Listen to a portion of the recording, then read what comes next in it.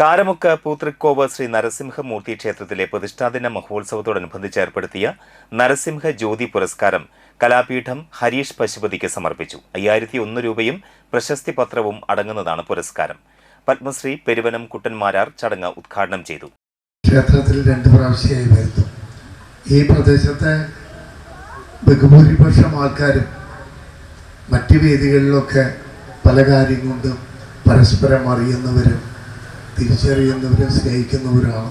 അതുകൊണ്ടാണ് ഇവിടെ കൂടെ വരാൻ എന്നെ ക്ഷണിക്കുന്നതും ഞാൻ വരുന്നതും അതുകൊണ്ട് തന്നെയാണ്.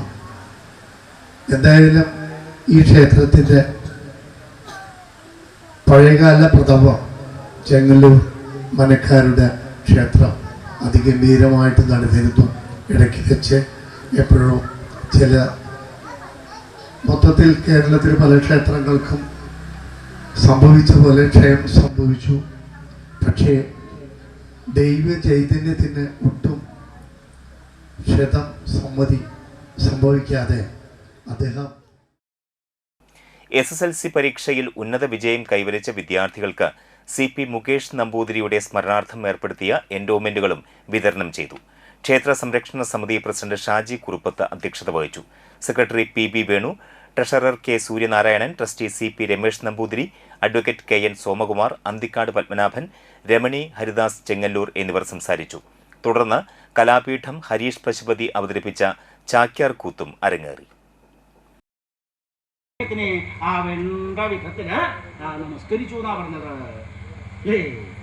ഈ നമസ്കാരം പല തരത്തിലുണ്ടെന്നാ പറയുന്നത്.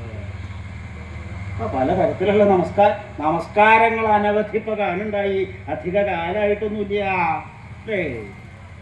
കുറച്ച് കാലല്ലേ ആയിട്ടുള്ളൂ നമസ്കാരങ്ങളൊക്കെ കഴിഞ്ഞിട്ട്. ഇനിയിപ്പോ കണ്ട ഭാവം തന്നെ ഉണ്ടാവില്ല കേട്ടോ. കുറച്ചു കാലം മുമ്പ് അങ്ങനെയല്ല.